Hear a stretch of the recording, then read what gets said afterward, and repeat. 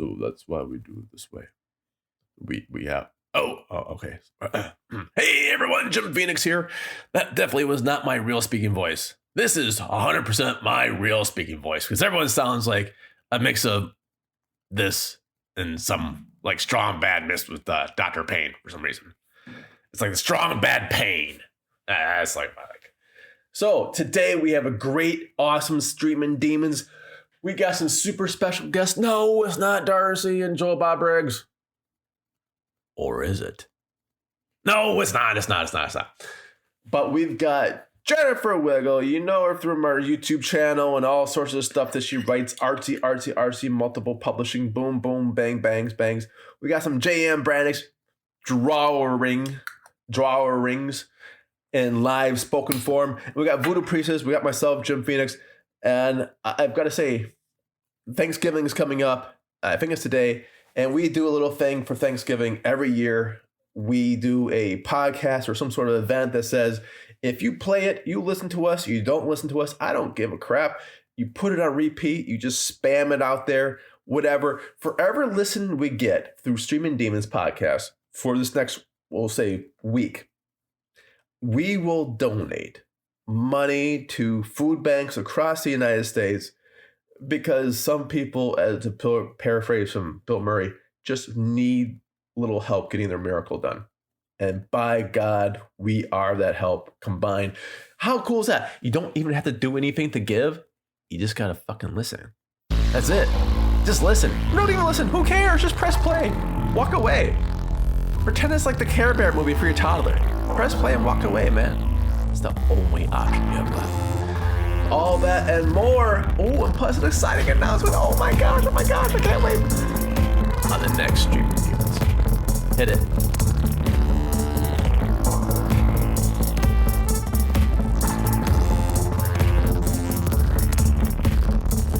Hey everyone, Jim Phoenix here. By golly, do we ever have the most exciting Streamin Demons? You thought the last Streamin Demons exciting? Hell no. You thought not even close. This Streamin Demons is for Thanksgiving. And that means every time someone listens, clicks, repeats it, whatever it is, put it on repeat, get a spam bot, we pay out money, cha-ching, cha-ching, cha-ching, cha-ching, to a food bank. Yeah, local food banks are all with goodness. It's all charity, it's all good. Bring the bank, make me pay. So if you're new to Streamin Demons, then hey, welcome. We've only been alive for like a year or two, first seasons. But if you're no Streamin Demons, we're going a bit off the format. Usually it's something borrowed, something new, something old, and sometimes blue. Now it's just what we're thankful for. No big format. 5 movies that we are thankful for as horror fans. And I can't wait. We have so many special guests. I can't even name them off the top of my head yet. We've got, of course, we'll say the person that probably puts our YouTube channel on the map, Jennifer Waggle, and we got Voodoo Priestess, the forever co-host, and we got a J.M. Brannick, and we got a Court, and we've got a Dave Davis, and we've got, some other Christians, and then we got some other people, and then we got Nicole's, and we got all sorts of Xanders, and maybe even a special appearance from the least favorite podcast on the left, right, and center. We have Travis and Jay and Jess, and of course, many more special guests coming up soon.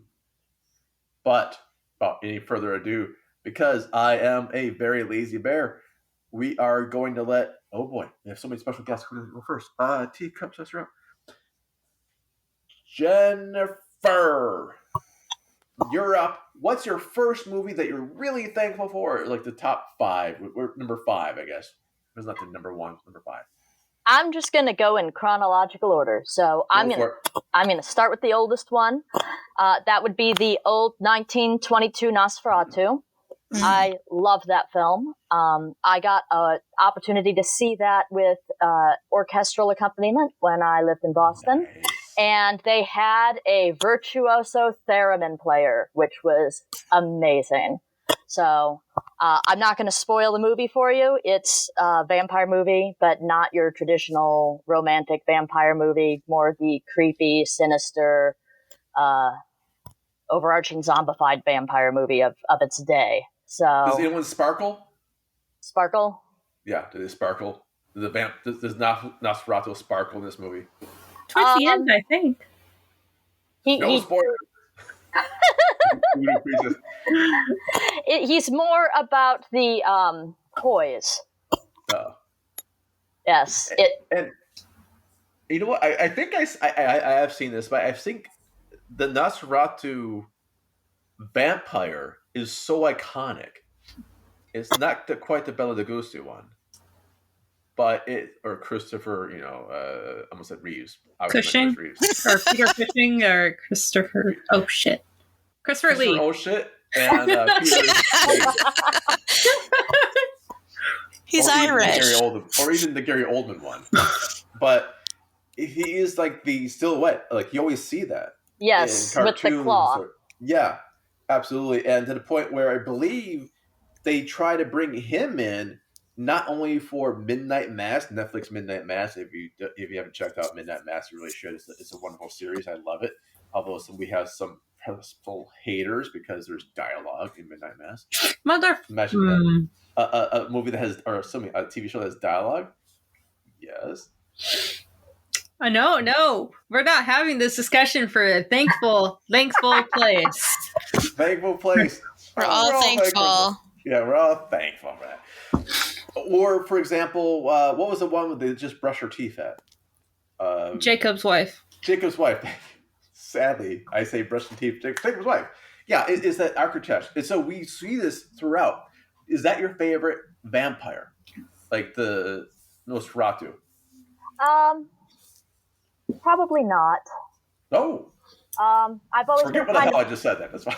Yeah, no, I've always been partial to Bela Lugosi as a person, so you can't really overdo that. Yeah, but the Nosferatu movie is definitely up there with some of the other classic silent films of that era that I definitely appreciate. So why are you thankful for it if it's not your favorite, like, imagining of Dracula or Nosferatu vampire? Because I like the way that some of the old silent films flow. We don't do a lot of those same. You don't see a lot of the same pantomimes, the really expressive gestures. You don't see a lot of things translated into modern film in the same way. Some of the silent film actors and actresses were just absolutely amazing at that. It's just, you ask for my favorite movie, not my favorite actor. Yeah. No, yeah. True. And that's something I'm a Marx Brothers fan. And that's why I like the Marx Brothers. It's kind of like theater. When they're not on center cam or center stage, they're still doing things. And their expression, they're just a mind-boggling talent, by the way. And they're expressive and they can emote. It's not the plastic acting we get now, where it's like line, Botox line. It's absolutely the brilliance of the character. If you can make someone afraid by not saying anything at all. Well, and if you know what some of them went through when they did the filming too, it was just crazy compared to what people do now. I mean, it was rigorous and very, very physically involved. Didn't they even make a movie of that, Shadow of the Vampire? I was saying, I think they actually made a movie about that. Who was in that movie? Do you remember? That one dude from whatchamacallit, Liaison. That one guy that he's an actor. I've seen him in movies before. I know what movies he's from, I think, maybe. Or was it? Oh, actually, I was thinking of a different one. No, it was the one dude. No, it was the one dude with the pig and Red. Okay. With Red. All right. Okay. So there was a movie. We're moving on. Morgan Freeman? No, there's like Red, retired. Yeah. Actor, retired and extremely dangerous. Yeah. Bruce Willis? No, the guy with the pig.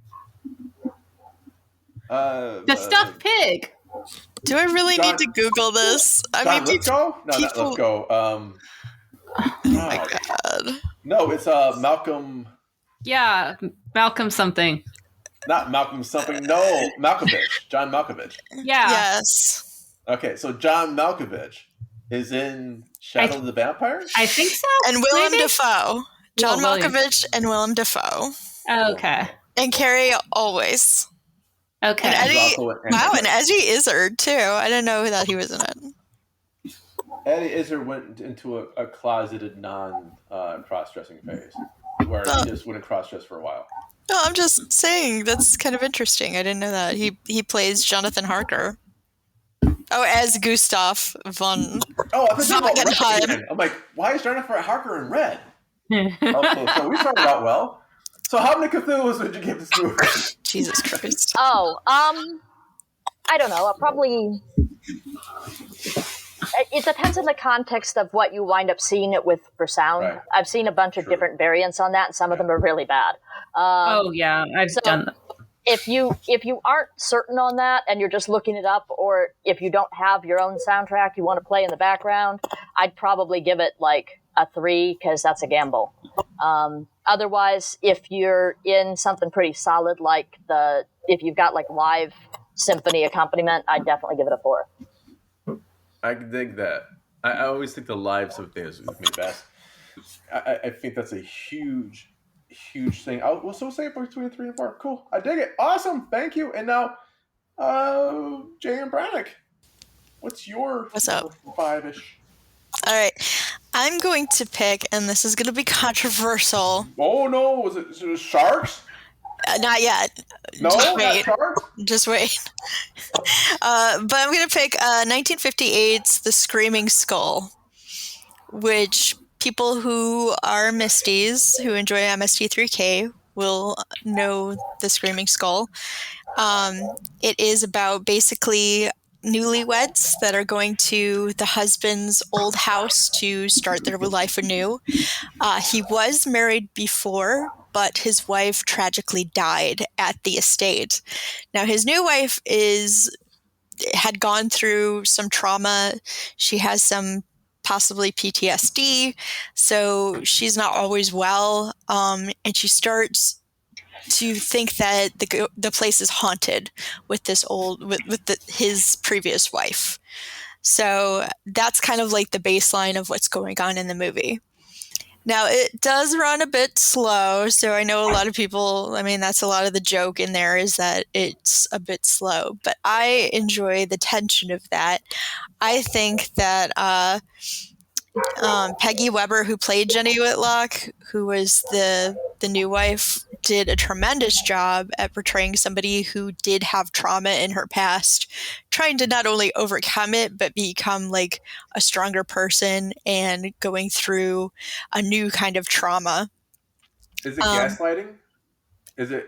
I can't spoil it. It's from 1958. It's like basically yesterday, you know? Yeah. No, I was just wondering because it sounds like a woman with trauma in a new situation, and they go into the old house, and the haunting might be with the wife or not, or the ex-wife.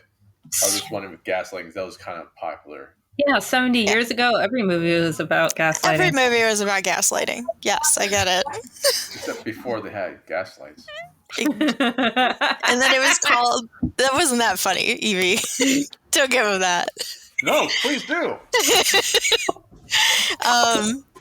But anyway, I like it. There's also a character in there that has a disability, and there's the whole like, oh, maybe it's him that's doing some stuff, but the reactions between the new wife and him are actually very sweet and very I don't know, there's like a realness to the whole character of Jenny and how she interacts with other people.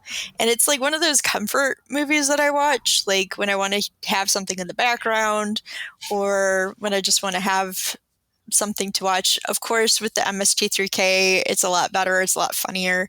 But even on its own, I find a lot of merits to it that I enjoy. It's very atmospheric. It has peacocks screaming in it. That's pretty cool. And an actual screaming skull, so. Oh, so it's not... Okay, is it anything like the Screaming Skull that's on Shudder? I have no idea. Skull I'm thinking of. Skull the Mask? Yeah, you're thinking of Skull the Mask, the weird movie where they just murder for no reason until Spoilers. the end. They just murder everyone for no reason at all. No, I think that's actually the trailer, just them murdering everyone. So it's not that movie being made. Don't think it's a completely different movie now. I think it's this movie. I would say I would give it actually a 3.5 on its own. Wow. I would give it a 4 with the MST3K. Okay, so the MST3K kind of bumps it up before. That's pretty good. Yeah, because it's funny. They make it funny, of course, but also it maintains a lot of the story and a lot of, still the good acting of it and the good story of it. I dig that, and I'm not following that. So, Voodoo Priestess, what's your top 5 or 5 or 4? Yeah, so I too decided to go in chronological order, just to not pick. So I gotta go find my chronological order. No, you don't have to. You don't have to. This just makes it easier for me. So the first movie I am doing is 1931's Frankenstein, starring Boris Karloff. Nice. Yeah. Mm-hmm. I think you all kind of know the plot of it. Dude makes a monster creature out of dead people and is like, fuck, I made a monster out of dead people. And just starts roaming the town. So he just chose just having fun. Yeah. He finds a little girl. They become friends, right? Yeah. They kill a turkey-headed rabbit together. It's awesome. Oh, yeah. The reason I decided to add this to the thankful list is basically because when I was younger and showing a real interest in horror with all my little Goosebump books and stuff, this was a movie my dad got me to kind of support me in that. Yeah. There's a couple other movies that he got, like this one that was unrated, and there was like this zombie and like some sort of hot tub orgy thing, and I don't think he realized that was in it when he got it for me, but I can't remember the title of it. Hot tub orgy. It was actually called that. But he thought it was something else. Yeah, probably. It was like oranges. That's great. And zombie then oranges. There was also Leprechaun, but unfortunately that scarred me for many years. So I decided to go with Frankenstein. You know what's going to scar me for many years, Voodoo Priestess? That your dad could buy you Leprechaun when you're just starting to express interest in horror. Because he didn't buy me that. He showed it to me on TV, and then... Oh God. That's even worse. Yeah. Why is it getting worse? That's okay. That's good. But now I have a question, Voodoo. If that is your real name, as Payne would say. Of all these movies that we suffer through Streamin Demons, why the hell did you just say Frankenstein for one of the movies? It's an old movie. You have it. It's a good movie. You're like, I'm going to watch this movie I hate. Because, Jim, if that is your real name. Establish it is, by the way. Everyone should probably already have heard of Frankenstein and knows it, to the point of if they were going to watch it by now, they would have. So there doesn't really seem to be much of a reason to normally throw the movie out there. Because it's one of the classics, bro. I dig it. I'll take that. How many Cthulhu's? My memory that bad. Oh, you didn't give me that good. I did not give you the Cthulhu's yet. It's okay. I would probably give it about... I don't see a reason not to give it a 5. Your first 5! You finally did it! Wait. How many walls were raped in Frankenstein? 1.5. And he did bust through a wall, I think. Oh, yeah, that's right. That's so non-consensual. Touching. So, I am going to go answer the call that is being yelled at me. So the call of the wild. Yeah. So continue on, my friend. That's fine. Okay, I'll follow up this one. If you're doing Frankenstein, I'm going to do Young Frankenstein. Oh, good. I'm glad somebody did. Yeah. It is horror adjacent. And if you watch Netflix, they actually list it as straight horror, which I was like, wow, I don't think Netflix actually watched the movie because that's because it's very gay horror. Oh, I mean, no, I'm just kidding. It's very Mel Brooks. It's very Mel. Yes. Yeah, it's great. It's great. We got Mel Brooks with Gene Wilder, and it's not quite Haunted Honeymoon. And Madeline Kahn. Yep. Is it Madeline Kahn? Okay. Yep. Oh my gosh, yes. She's the best. I almost said Rita Radner. No. What was his wife's name? Drawing a blank. Gene Wilder and Gilda Radner. Gilda Radner, yeah. Was Gilda Radner in this one? I don't think so. No. Okay. There's so many movies that I'm just getting confused with. But, well, they did like a whole bunch of like comedy horror movies of that era. Like, because there was like Transylvania 65000, which he was with Ed Begley. Yes. And then there is like another one that I think Gilda and what's his face did do together. Gene Wilder. Yeah, I think there was one that they did together that was like a horror comedy. It wasn't very good, but I mean, it was all right. But there was like a slew of them that came out during this time. Yeah, we had the Transylvania. We've had Haunted Honeymoon. I think it was that one, actually. You thought it was Haunted Honeymoon? I think so. It wasn't bad because it was based on the radio plays. No. Yeah. Gilda Radner was from Detroit, by the way. Just FYI. See, another reason to know Detroit besides Mom Spaghetti. Just FYI. I'm guessing someone here hasn't had yet. I haven't had it yet because it's downtown. And I haven't gone downtown since... Julie Brown? Since Julie Brown. Since your MTV days? Since my MTV days, yes. Sad. Okay, so, now for Young Frankenstein... Okay. It's one of the few horror movies that my mom likes.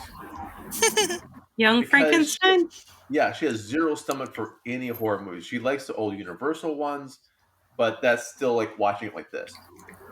And she was a trauma nurse for a while, so I don't like. That's hilarious. It's just like the whole like this. So my Putting on the Ritz. I love that version of the song. I love their duet.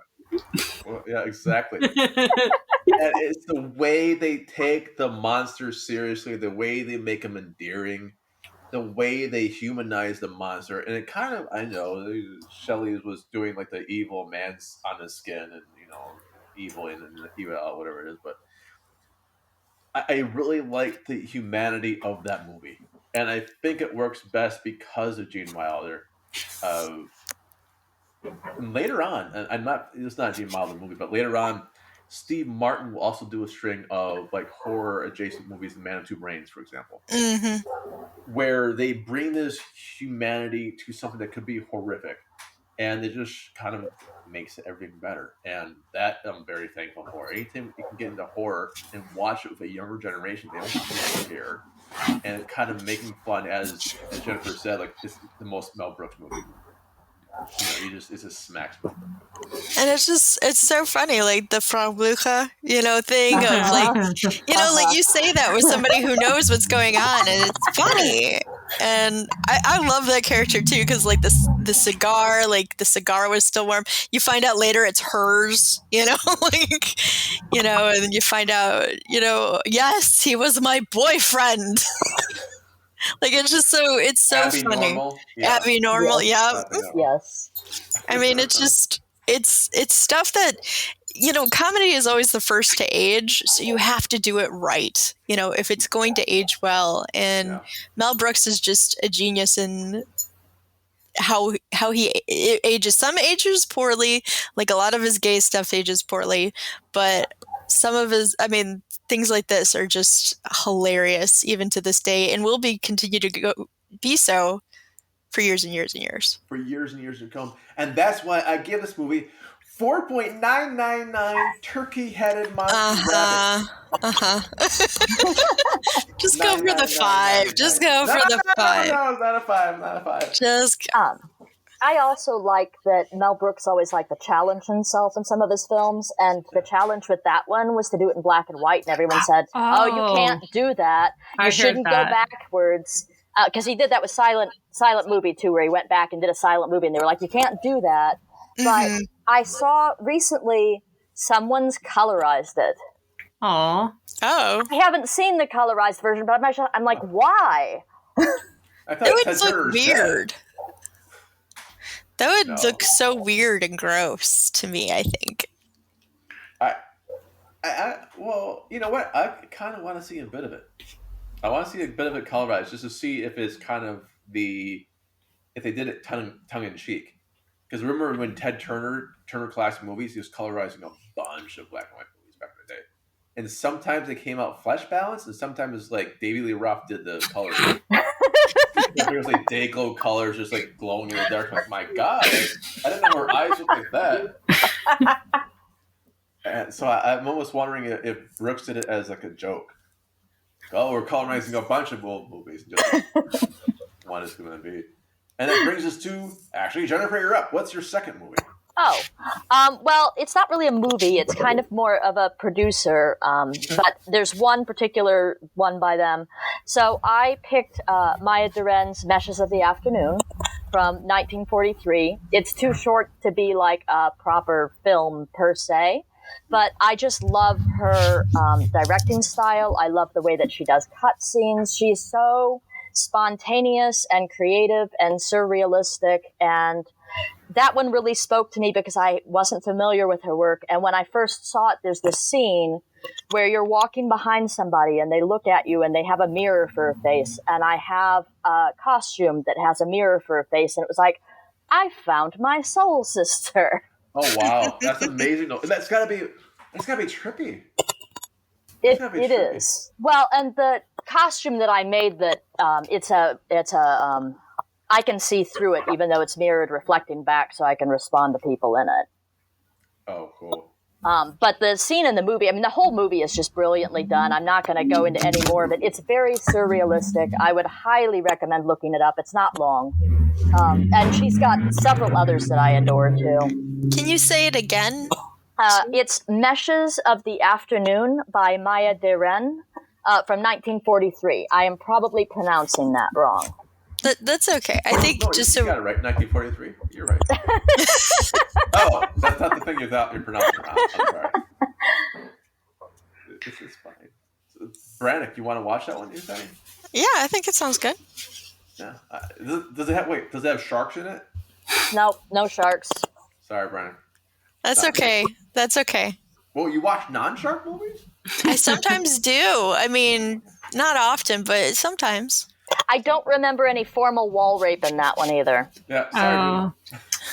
Formal, not informal. Yeah. Well, with some of the cutscenes, you'll find yourself in any of her works where you'll just like go through a door and then wind up popping out somewhere in Wonderland. It's like a very Narnia experience. It's fascinating the way that she puts things together. That sounds really nice and cool. Yeah, I think we need more arts. That'll be a great one for a high art camp if it's ever off from hiatus. Well. I'm guessing a no from the lab. No. How many Cthulhus did you give this one? That one I'd probably give a solid like 4.5, somewhere in there. Wow. Yeah. It's short. I really enjoyed it. I've watched it numerous times. All of her work is fascinating, and every time you watch it, you see more nuanced things in it. It's just really interesting. But I will say it's art cinema, so if you don't want to watch art cinema, then I'd probably pass on that one. Well, I think all of our movies are going to qualify as, well, I know my next one's qualifying as art cinema 100%. But I dig that one, and I'm not following that. So, Brannick, what's your shark movie? Let's get it out of the way. Fine. I'll do it like everybody else. I'll join the freaking pack, and I'll do it per order. Oh, really? Per order. I'm not doing it that way because I don't know when my movies came out. Well, I looked it up, so I might as well just do it. And since you said sharks, I might as go in order to the next one, 1975's Jaws. Jaws, yeah. I mean, like, Of course, like duh. Wait, Jaws or Cruel Jaws? Just the typical regular Jaws. Aww. Yeah, and not Piranha, and not all the other ripoffs that came around. 3D. No. 3D. Not even Jaws 3D. Not Jaws 2 with the killer cool scar. Jaws 2, also Jaws. Well, Jaws 2, yes, TOO. Yeah. And then Jaws 3 with the baby. Jaws 3 kicked some butt in the theater because it was 3D. It was 3D. It doesn't fare well now that it's not 3D, but No, you know, it doesn't, man. But you know, it's a great story of a mom grieving her child. It's like Bambi. Yeah. What? Wait, what? The opposite of that, I would say. But anyway, that's not Jaws the original, the OG. Okay, so you're doing Jaws. I am doing Jaws, which I have. It's one of those rare ones too, where I read the book, and the book is like not as good as the movie. Wait, the novel adaptation of Jaws is not as good as Jaws? No, the novel that came forth first in 1974 by Peter Benchley was not as good as the movie. Okay. Because there used to be those novel adaptations. There is, especially for like Jaws 2, Jaws 3, Jaws 4. Jaws 3 was a pop-out book by the way. Jaws 4 talks about a voodoo curse on the Brody family. So that's why the sharks keep going after them. But anyway. That's something for us to watch. Well, just like stay on land. Yeah, and then they go to Hawaii, and it's just stay wild. Away from water. What's wrong with you guys? I know. Well, then they get sucked into Sharknado, though. Yeah, it was Space Sharknado, right? I think is one of the Sharknadoes in space. And they bought Jason as well. And also Leprechaun, going back to Evie's. Right, anyway, so back in Jaws. So Jaws is good, not like those movies. Jaws is good. Jaws is very good. Jaws is like, again, it's one of my comfort movies. Like, I've seen it a million times. I'm gonna keep seeing it a million times. I've seen it in the theater twice. Every time I've seen it in the theater, I'm like, okay, let's go back in and see it again. Qualify that. When in the theater did you see it? After its release. Well, yeah, it won't be before it got released. Yeah. Oh, like a re-release in theaters? I'm just saying after it's released on real film, on the film that the film that it was sent to at the Redford Theater in Detroit. If people want to come to Detroit and go to the Redford Theater was also in It Follows. So if you want to check out a very cool place to go, that would be the place, because they do show vintage and older movies on their original film. And also, to Jen, they do show silent movies. They have a silent movie festival, and they do have an organ there, which they play. They get an organist. Nice. Very nice. Actually, that's how they started, going off on a little tangent, is that it's the Organ Society that saved the theater because it has the original 1920s organ. And then they're like, well, we have a theater, so I guess we'll show movies now. So that's how it got started. So anyway, I saw Jaws in the theater twice. I was so excited both times. I screamed and clapped and carried on both times like a maniac. But this has always been one of my just comfort films. Everything about it is of comfort. I'm going to be writing so much of it one day because there's so much to it and so much I keep seeing every time that I see it. I could watch it a million more times and see a million more things because it is so well and in depth. And I know I've kind of joked before about International Man's Day, but it is such a quintessential male movie too, on how men are perceived in society, how they interact with each other, how they form bonds, and how they survive together. How they blow up a shark. Yep. Well, and face their traumas. You know, Chief Brody faces his trauma of the water to save his people and his children and his wife. So, and you did that spoiler, not I, sir. Not I. Oh, they really do that? uh-huh. I didn't know that. Yeah. Anyway, I'll check that out. 5 Cthulhu's, 6 Cthulhu's, if I could. 6 if you could. Okay, we'll get Yeah. that's a lot of Cthulhu. A million. You know what's going to come up now. Oh, yeah, it's my turn, huh? It is. Tease. My next film, again, we're going chronological, is the 1989 film Warlock, starring Julian Sands. I am very thankful for this movie because when it first came out, Julian Sands was just really, really, really, really hot, man. And I was able to bond with that fact over my high school best friend, Brittany. That's true. Yeah. Good for you. Thank you. In Warlock 2, you can even see his dick. Oh. But you're thankful for that one, oddly enough. No, you need a lead up. Yeah, you need a lead up. God. Besides, Warlock 1 and 2 are like, it's Julian Sands. They're both together. But something I like in the original Warlock is there's a lot of old wives' tale folklore stuff pertaining to witches and warlocks. So, like, the cow's milk spoiled, so there's witchery afoot. What the old Amish man in a barn said. Or the bread did not rise. Little things like that are something I appreciate because I actually really am interested in the folklore and aspects of stuff like that. So I always like that in the first Warlock movie. But if for those who are not aware, Warlock is basically Julian Sands time travels to the future and then is just a murderous asshole because, and so another dude time travels forward to kill him or bring him back in time. And you're like, no. Keep him here with his dick. Well, he killed a gay guy. The first few minutes, he killed a gay guy for no reason, except for his ring. That's a different movie. For his ring, he killed him for the ring. So if it was, okay, I'm a fan of horror. So like, if it's about just something like that, oh, okay. Oh yeah, guys, like the guy is sort of starting to hit on him. He's like, "Oh, you like my ring? I'm a Scorpio. I would love to take it off and let you like see how you like it and stuff, but I broke my finger, so I can't." And so. I believe the scenes like Julian Sands starts making out with him and the guy's into it until he realizes the guy is like biting off his tongue and then cuts off his finger and then steals the ring anyway. Okay. I still swipe. Yeah. Who wouldn't? I actually have not seen Warlock nor Warlock 2. Really? Yeah.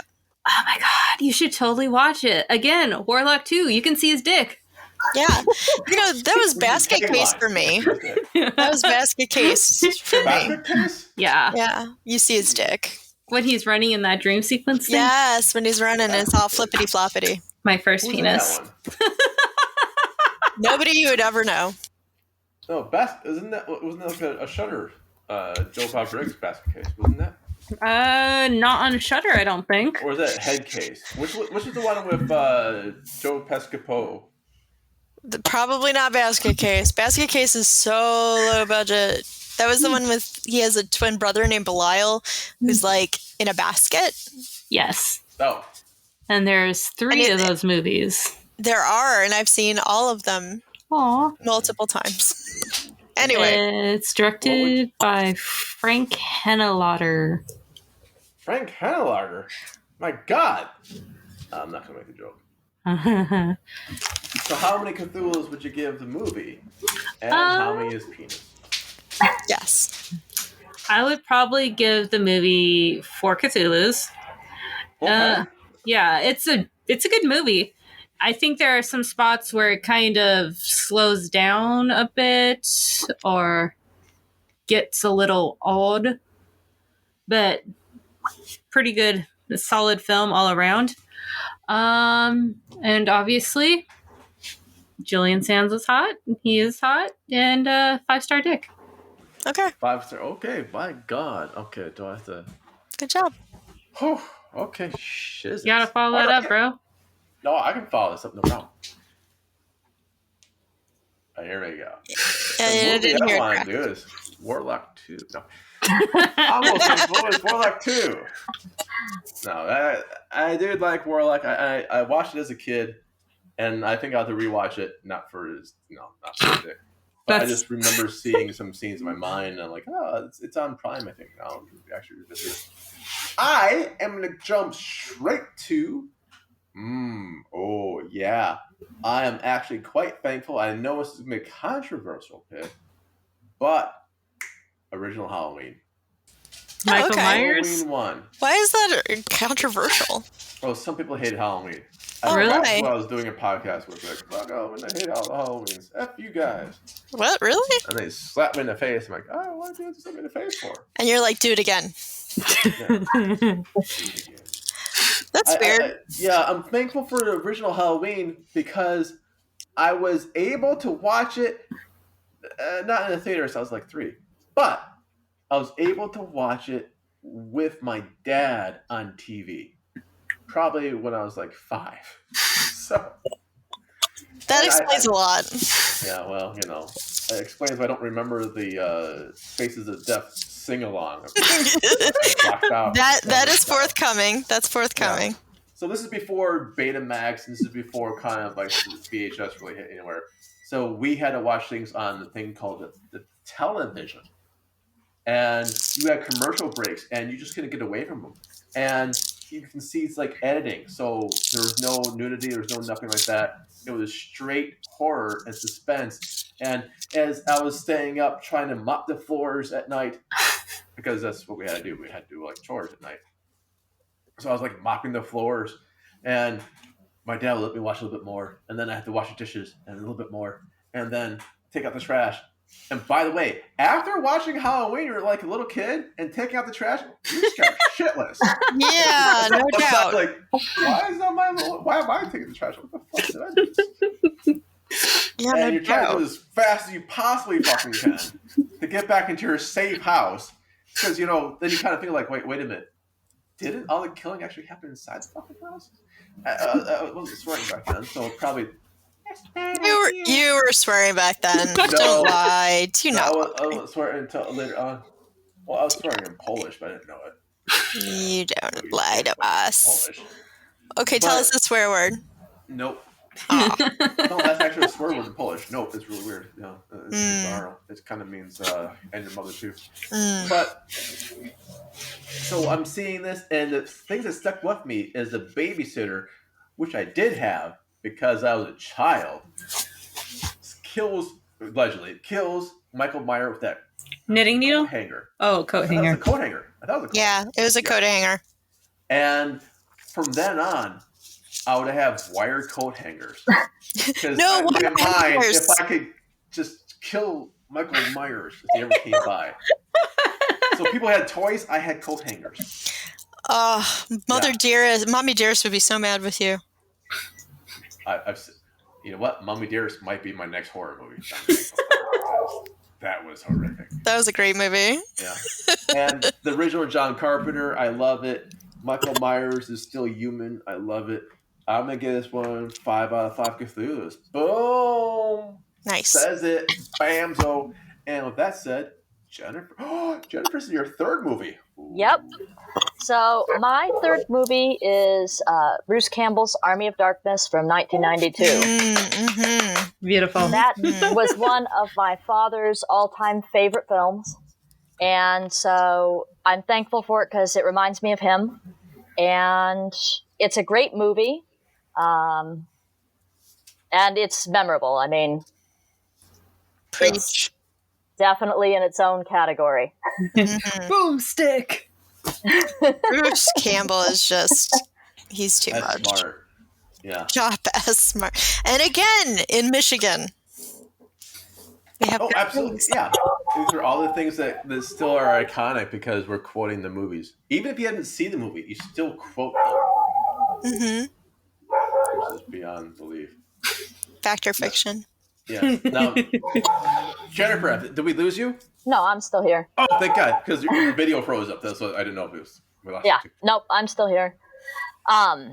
As far as Cthulhu's, though, I will admit, like, I always found the ending kind of lacking on that one. Okay, which ending? Which They had ending? two different ones. Because there are two different. Did it? Okay, I think I've probably only seen one of them then. Okay. Which one did you see? I saw the one in S-Mart. I'm not going to go into more detail with that. Okay. There's another one after that? Yes. There is the alternate one. Yeah. There is an alternate Is one. the alternate one better? Honestly, no. I actually like the S-Mart one better. I like the S-Mart one in some ways, and then in other ways, like, it just kind of leaves me, like, wanting more. The other one is, like, kind of a sadder one. Oh. Yeah, and it kind of feels like they're leading it up to continue the series. So yeah, which they didn't do. If you ever get a chance, listen to all of Bruce Campbell's autobiography. He's plural now. He actually goes into the issues of Army of Darkness and how they had to like F it. That's why the endings look the way they end. Mm-hmm. Yeah. So I know it, and I do love Army of Darkness too as well. Mm-hmm. I love it, and it spawns not just so much the Evil Dead, but Army of Darkness spawns Ash versus the Evil Dead. Yes. Oh yeah. Yep. Yeah. He wouldn't have that series. Yep. With him and Lucy Lawless and And it's so good, so good. Pedro, yeah, It's so good. I love it. So, given all this, given the masterful depth of it, what's your ultimate score? I'd probably give it a 4.5. Damn, that's good. I love it. I love it. I wish we could actually do like a movie marathon of all our favorite movies, and just kind of like. That would be great, and you guys would hate me. Yeah. Okay, so what's this Nazi having a sharp laser head for? Like what? Yep, basically. That would be. Good God, why? Or like the shit that we watch on Carnage à Trois. Those are your favorite movies? No, I'm just saying, like those are usually my picks. Although Intruder was very good. Talking about Bruce Campbell. Anyway, no. Which one was Intruder? The one with they're at the supermarket and there's an intruder. Yeah, Bruce Campbell appears like in 5 seconds, and his friends like in the rest of the movie. Okay, Yes. But hey, it had Ted Raimi, and he stole the fucking show. He did. He did. He was great. I love him. Yeah. I admire Intruder because you can see the Raimi, although they didn't direct it, you can see the Raimi use of various camera dollies. And also, like, just the different shots that they do. Yeah. Like, because that's one thing that I always love from Raimi is that he wasn't afraid to take really crazy shots that just... Huh? Because he was poor. Well, yeah, because he was poor, but also... I know that, but still, like, some people just don't take those shots anymore, and it's sad. That is true. It's weird because we have Raimi, you always have these wonderful risk-taking shots, and then J.J. Abrams, you always have the glares. Sun flare, yeah. Yeah, the sun flares. Yep. So some of us have different trademarks, that's all. Yep. So is this... Wait. It's my turn. I was like, Intruder is your movie? No. So my movie, and I might be stealing from somebody else's. I don't know. We'll see. The next one goes from one aspect to another. I'm going to be calling upon the Rocky Horror Picture Show. No, you son of a bitch! I knew that. I knew it. I'm protesting. You don't talk about Rocky Horror Picture Show. Bro, I can sing all the fucking songs. You can tell what you're thankful, and I can tell why I'm thankful. No, I'm not thankful no more. Okay, we can both be thankful. I'm boycotting in the restroom. You talk to yourself. All right, you can have shock therapy. You can have shock therapy. I'll take. I've never seen shock therapy. Well, they have some catchy. They do have catchy music. Songs. Yeah, they do. The plot is really fucking weird in it, though. Well, Rocky Horror. Yeah. Anyway, so Yeah. Stick your tongue out at me. I don't care, bro. All right. So, yeah, Rocky Horror is my next pick in chronological order because it actually came out the same year as Jaws did. Just a month later, apparently. So, and again, it goes from one end of the spectrum to the other. Now, Rocky Horror was always associated with Halloween because basically what would happen is every Halloween I would go out trick-or-treating. I would come back. Rocky Horror would be playing because it always played, I guess, at the same time every year. And me and my parents would watch it to a part. And then my mom would be like, and guess what? It's the end. Now it's time to go to bed. So I literally didn't know until I was an adult that Rocky Horror continued on after a certain part. I thought what was the part? After Meatloaf dies. So I was like, oh, okay. That's the end of the movie, I guess. And then later as an adult, I'm like, wait, is this extra footage? This whole other 45 minutes? Wow, this whole other movie? Oh, this makes a lot more sense of how this ended. So, yeah.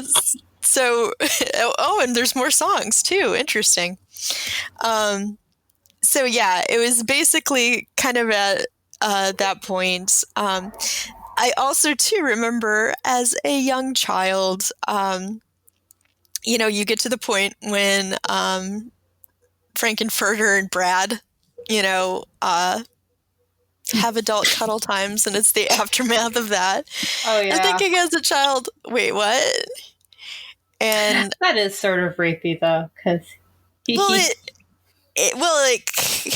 but he does find out. They both find out very quickly, actually. That's true. Very quickly. And then they're like, all right, well, just don't tell the other, And, but again, it's kind of like a quintessential thing, especially as like a young queer of like, wait, what? I think a lot of us that was possibly one of the first times in media that something like that was shown to us or was like kind of accepted.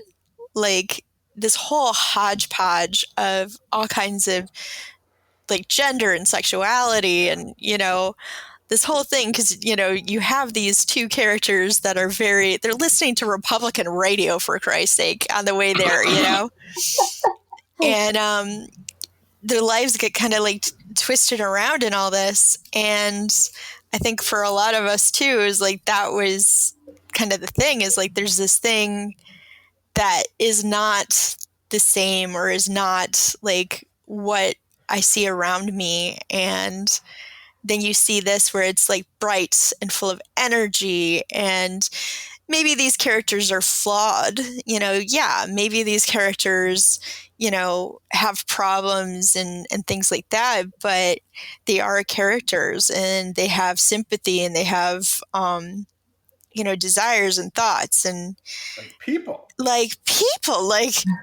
me, people like me. Yeah. And, and it's funny for as much as, because I was very sheltered growing up, my parents would like take bits and pieces like, makes you shiver within to say it, patient, and stuff like that. So it's kind of interesting that it did kind of like worm its way into not modern society, but, it's cult. It is cult, but it's, I don't know, it's like even beyond cult because you talk to people who shouldn't be affected by it or shouldn't know of it, and they do, and it's like, it's something so interesting. Well, and I say interesting as like a queer thing or, something so counterculture becoming culture is just really fascinating to me. And that was like kind of the first aspect of it in my experience. Yeah, I was able to rent it. I first time I saw it, I rented it. I was probably 7th, 8th grade, I think. And so they have it in a video store where I grew up. That's how like it got through. Because this way, in 1992, we first heard of this new band called Guns N' Roses. Although they had an album out like in '88 or something like that, right? We get music later, years later. We were getting Metallica tapes. We had to get Metallica through recordings of people's concerts. Record a Metallica concert and somehow get it out there. And anything that was in the style came out a year or two later by us. So it's a lot of that time warp thing where even today, my mom does not have high-speed internet. Not because she doesn't want it. There's no structure for it. There's just like no structure for it. She can't even get cable. There's no structure for it. Wow. High-speed internet, cable internet. Yeah. So it's one of those things where you're driving through, your Sirius XM stops working, your cell phone has like 0 bars. It's that. And cow plot bingo, whatever it is. But to have Rocky Horror there, it kind of speaks to its longevity and how it could push counterculture in several different ways, where people just see like the lips or something like that, and they don't watch the movie. So like, okay, we'll leave it on the shelf. If anyone actually saw that, it'd probably been like a protest mass burning. Yeah. Right. And I know it might have spoken to you differently. I like the movie because I'll admit this. Susan Sarandon was sexy as fuck. And I might have wore the tape thin in some places. They're all sexy as fuck. I'm sorry, but they all are. Everybody was in their freaking prime. Tim Curry in those fishnets. I tried to be Frankenfurter one year for almost a Christmas. Jesus Christ. And a happy new year. For Christmas, and they're like, get the hell out of my house. I'm not in your house, Jesus. My house. But that's when I figured out I can't wear fishnets because I just shred them. Oh, I'm sorry. I figured out how hard it is. I know. But I really did enjoy. I had to watch it twice. The first time I watched it, I'm like, what the fuck am I watching? Like, how is this a good movie? I don't remember who recommended it to me. Like, how is this a fucking thing? And then the second time I watch it, it becomes addicting. Like, okay, it's Zoolander now. The first time you watch it, like, why is this a fucking thing? And then also you're quoting it left and right? Yeah. So I do appreciate we can appreciate the same movies for different reasons. Absolutely. And even though one of us literally has a tattoo of Rocky Horror Picture Show on his fucking body. Okay. But I'm glad you picked it for your special guest. I mean, you can pick it too. I mean, fine. That I love it because it just shows that sometimes we're thankful for the same movies too. Yeah. Absolutely. It brings us closer together as people. And that way you can give it a 5 and I don't have to. Yeah, I do give it a 5. Yeah, that's right. We're gonna keep it soft on us. Give it like 5s, like left and right. Like I'm just gonna tell you right now, the rest are 5s. So that's right. Oh, not mine. I'm gonna be cruel now. Oh, okay. Cruel Jaws. Cruel Jaws. Honest to God, I really like Cruel Jaws. I do like Cruel Jaws too. It was fun. Just because it knows what it is. It knows it's an almost word for word rip off of Jaws.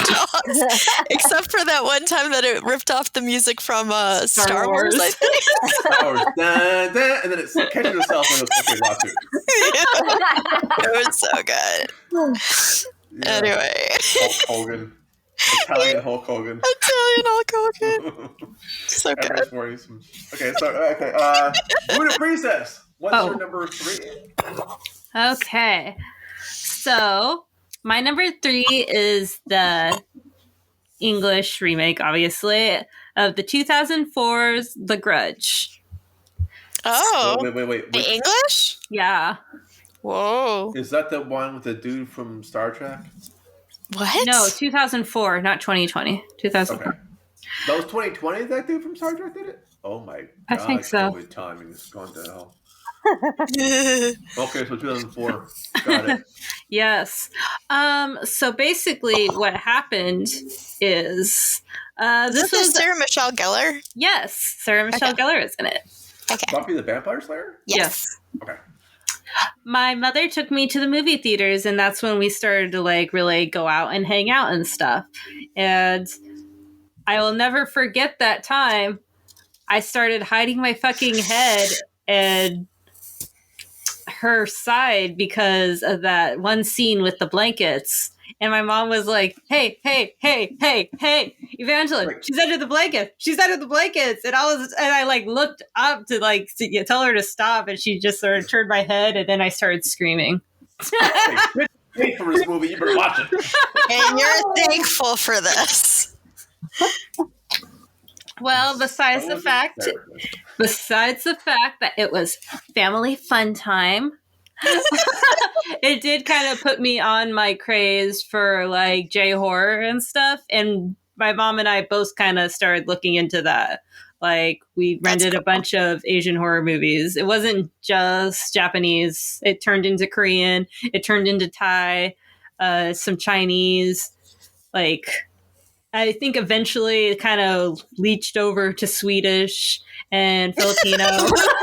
We can watch movies from all over the damn place, bro. Apparently so. Yes. Yeah. So, from China to Sweden. Yes. I think there was a couple French in there too. Except my mother will not watch cannibalism movies with me. She just draws the line at that.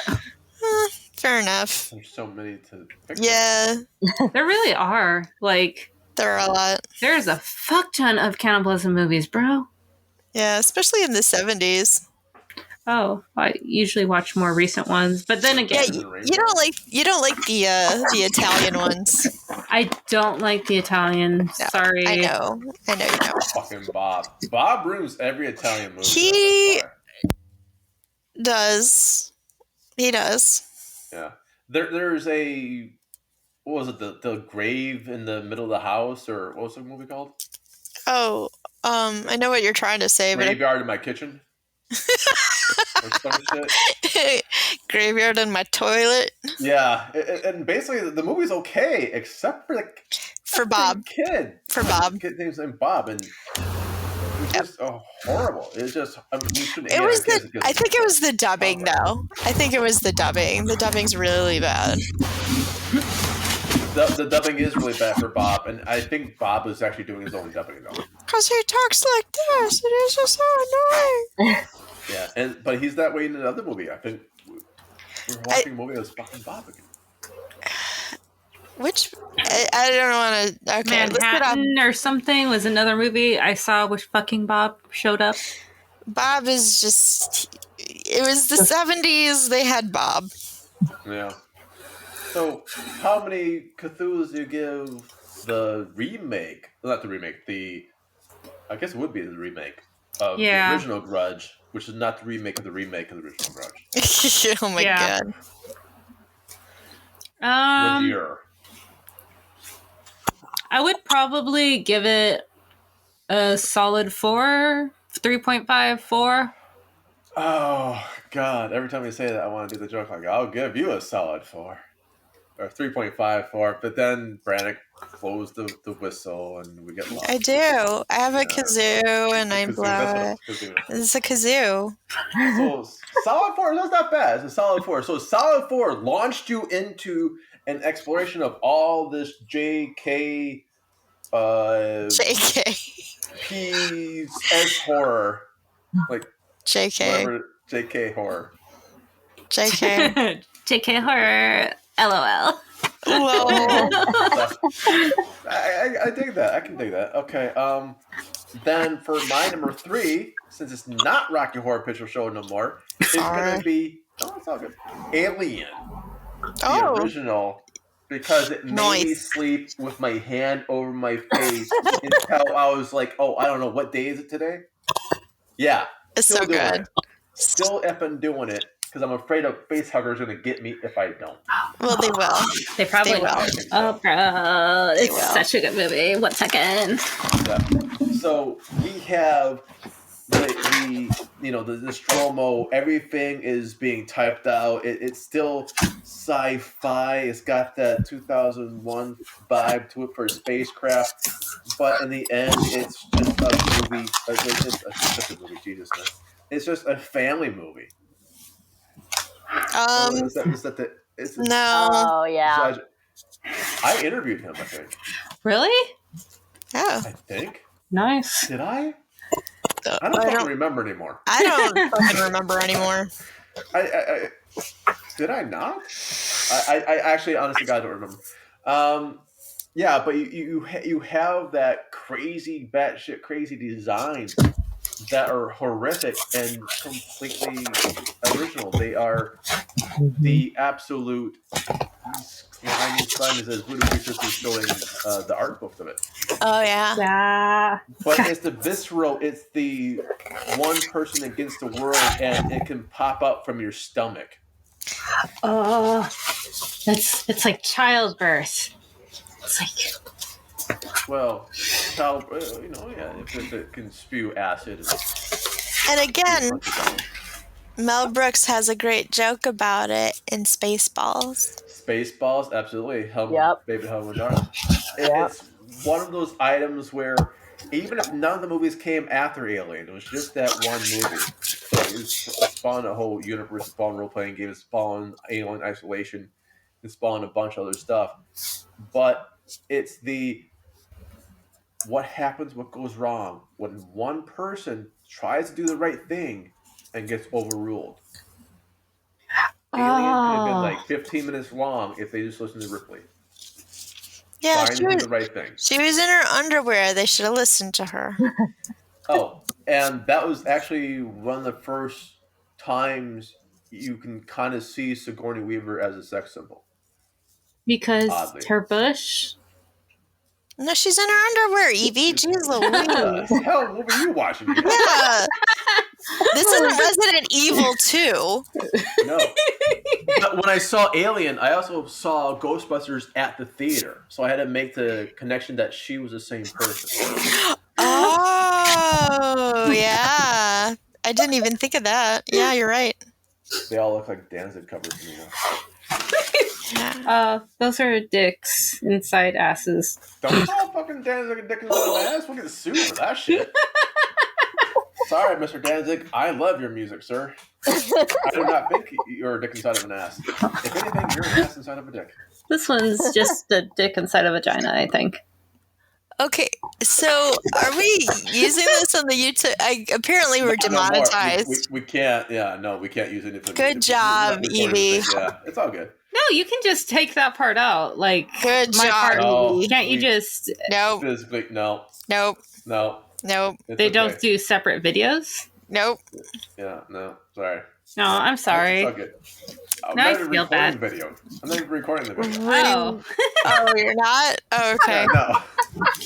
I didn't know that. I thought you were just joking to get Evie. Like, no, not recording the video because we don't know how much power some of our Wi-Fi is going to have. Oh, you know, my Wi-Fi sucks. Yeah. Yeah. My Wi-Fi is not great. No, although your videos make me want to get the fucking the fireplace channel now. The Yule log. The Yule log. It's got like the candle going. Yeah. Yeah. So with all that said, even though it is like life-altering scary for me, I'm gonna give this a 5 out of 5 Cthulhu's. Yeah, you should. As you should. I would beat you if you didn't. Yeah, so absolutely. It's not the thing that got me into horror, but it's the thing that keeps me going. It's incredible. It's an incredible movie. And sequel. The one sequel. Oh, Aliens. One day. Oh, I thought Brannick was talking about our show. Sequel. Yes, our podcast sequels.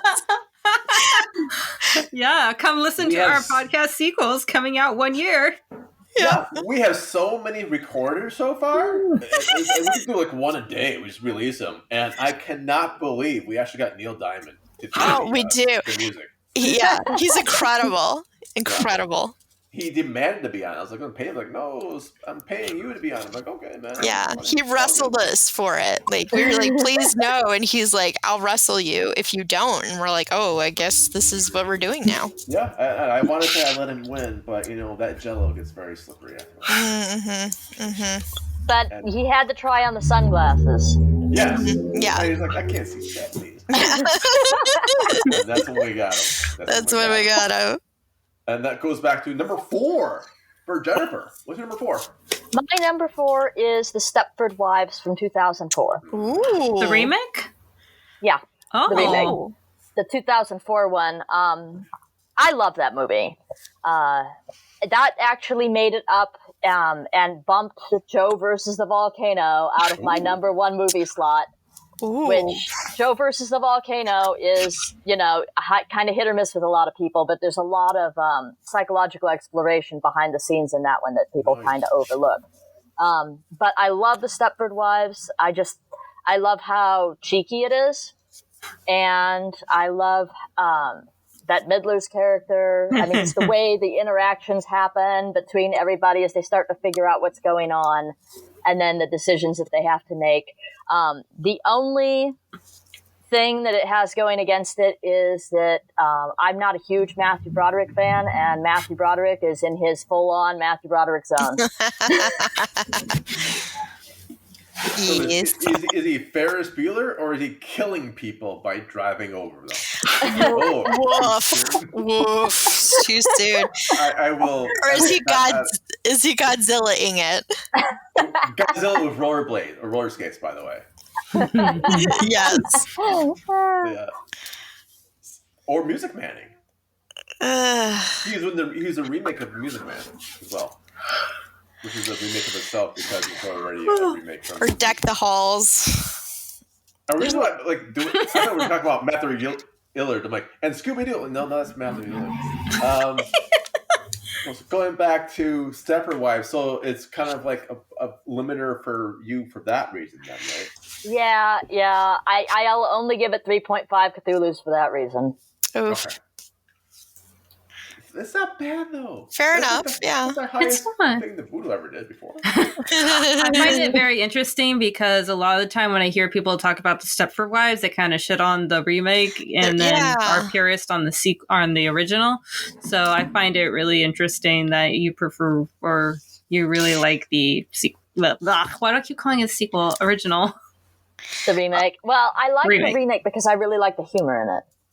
Yeah, I do too. For some reason, whenever I think of it, I just think of that one scene where it's like, Ed, you're better at sex than me. Don't deny it. I never did. I don't know why, but that's what I always think of, like Nicole Kidman's delivery of that. Why? The deadpan. Just. Yeah. Nicole Kidman is super funny. I mean, you get her with the right director and she's super, super funny. Now, why is it super, super funny? What's Nicole Kidman's thing? What's her role in this one? She is the lead, the lead female role who's kind of navigating the role that she's supposed to play in this new world that they've moved into. Okay. So she's playing herself. Well, she basically was the breadwinner and they moved into a neighborhood that's more old-timey fashions where she should not be the breadwinner. She should be the bread maker. Yeah. Wait, but Stepford's wife, I can't even say it today. But that's actually, you can say that line and people know it's the cookie cutter, right? This is Betty Crocker. Oh, yeah. It's everything Epcot gone horribly awry. Right. Going back to the 1950s and then, but not. Yeah, no, I actually, that is kind of scary and I can see that, I can kind of dig it. I like the do-si-do scene. See, did he have like a trumpet? Because I think that's Music Man you're thinking of. No. Okay, so back to the other Matthew Power. Okay, so how many Cthulhu's? 3.5. 3.5. So it's not the other. Because Matthew Broderick is in it. Right. He Matthewed it up. Yes. Too much of Matthew. All right. Okay, 3.5. That's pretty good. Okay, now Brannick. Yes. What's your number 4? All right. I hope that I get to steal this from somebody too, because I know my number 1 is gonna not steal from somebody. So, oh wait, did I? No, I think so. I don't know. Whatever. Anyway, so my next one is going to be Beetlejuice. That's a good one. Yep. I love that movie. Was it really something you'd chosen? Yes. Was it really? Whatever, man. Whatever. Again, you need to go first next time. Yeah. Forget the special guest. Jim's going first. Always. Me first. Me first now. So Beetlejuice is. See, I said it twice, so I got to be careful. I know. Is a good movie. Well, yeah, of course it's a good movie. People love it. It's a great movie. It's funny. It's scary. It is endearing and charming. What it was for me growing up is because I did not enjoy horror growing up. I know a lot of people find that surprising. I was a very scared and neurotic child. Sorry. Growing up, looking into wells and drawing, juice boxes, or things like that. I was a sensitive child. I did not like horror. And this was one of those movies that I actually did really like and really kind of connect with. Of course, because of the scene of the dinner scene. But because of the love between oh my gosh. I cannot speak. Dina Davis? Dina Davis. Yes, I remember Dina Davis. I had a crush on her. Yeah. I swear, I'm not even drinking this one. But the love between the two people of Gina Davis's character and Alec Baldwin's character is very sincere, is very sweet. Their love of Winona Ryder's character is very sweet and very real. It has so many good actors and actresses in it. Michael Keaton, of course, is amazing. Catherine O'Hara is just so funny. The music by Danny Elfman. I mean, like, how can you go wrong? It's just like, it's amazing. Directed by Tim Burton. It's a solid hit. But again, like, there's this great scene, and a lot of movies get this wrong, I feel, because there's this scene where Winona Ryder's character wants to commit suicide because she wants to be a ghost with them. And they're like, no, you have to live your life. You have to live your life, and we're always going to be here for you because we love you.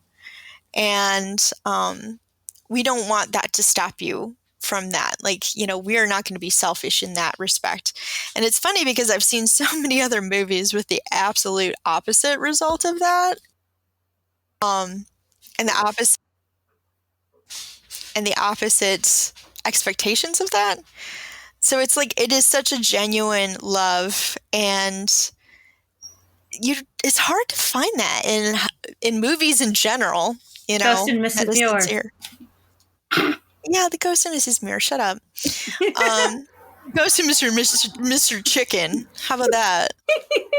Anyway, but the Ghost of Mr. Chicken. Yeah. That's a movie. So, is it? Yes, it's got Don Knotts in it. Oh, goddamn it. That was another one from my childhood that used to scare the shit out of me. And this is what Evie's going to go, who's Don Knotts? Oh no, my I know who Don Knotts is. He was in the Andy Griffiths. Yes. He was in a lot of things, but he was... I was thinking of Don Rickles. No. I'm like, he was not in Andy Griffith. He was in Aunt May a couple times, allegedly.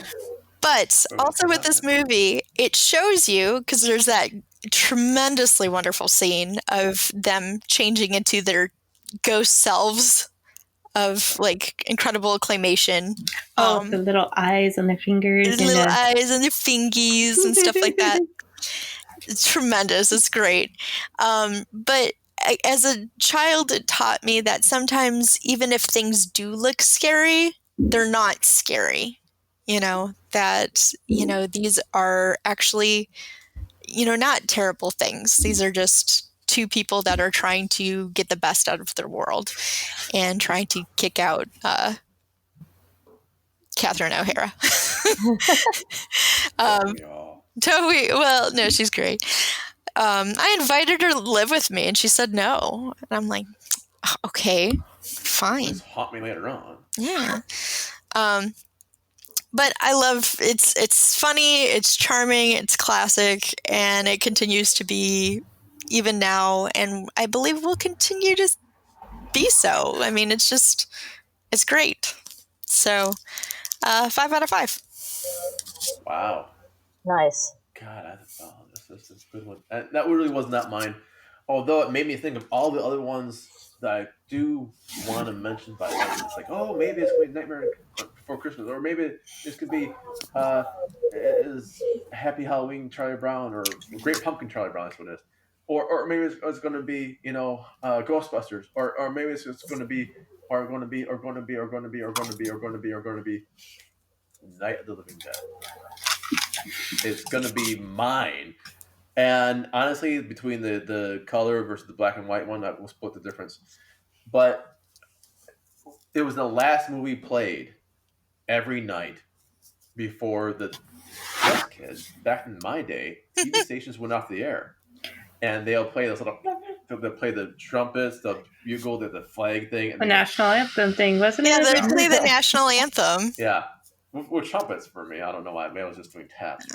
Oh, that's weird that it did the trumpets. But before it went off the air, it was always Night of the Living Dead. And so I saw that movie. Probably it's the most watched horror movie for me, just out of watching TV every night, because I had night shift. Interesting. And just trying to chill after Letterman. So it is a movie where they show racism, they show all sorts of discovery things, and of course it freaked the crap out of part of my family members because it is a scene where they're named similarly.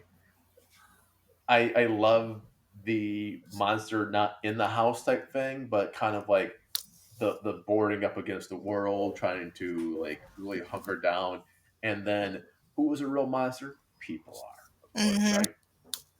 The actors, if I remember correctly, George Romero really wanted the guy, the black man, to be the actor because he wanted it that way. He wanted it that way. He wanted to show the racism of it.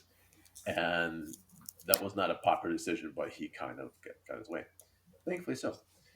And that gives us a whole genre of besides Romero's movies, Day of the Living Dead, Night of the Dawn, whatever it is.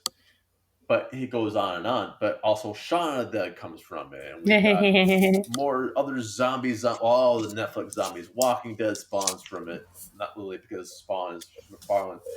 But we have all these things that we are thankful for. And it's really a horror conscious movie. It's like an activist movie, which I can always appreciate, where Poltergeist really where it wasn't, and Exorcist sort of wasn't. Well, I think a lot of horror does come from political unrest, horror and comedy. There's a lot of times where people use horror as that vehicle and that voice, because it is kind of a safe way to present that, and it's a way that a lot of times people will feel that like you said, an us versus them, the claustrophobia of that. It's especially when you're an independent. And it can show the racism by shooting a guy you think's a zombie, not because he's black, but you think he's the undead. Mm-hmm. That's why we kill people. We're trying to be safe. Definitely racial. Yeah, we see that, and it's not. I mean, it even sort of lays the field for the trope where, for Candyman later on, it's a stepping stone. Oh yeah. For Mr. Tony Todd there, So that is something I'm not going to give it 5 out of 5. This is a 4.5 for me, by the way. Either version, the colorized or the black and white, 4 out of 5. Cthulhu's. Boom. Oh, that means we only have one left. Mm-hmm. Oh, didn't you skip me? Yeah, totally skipped God.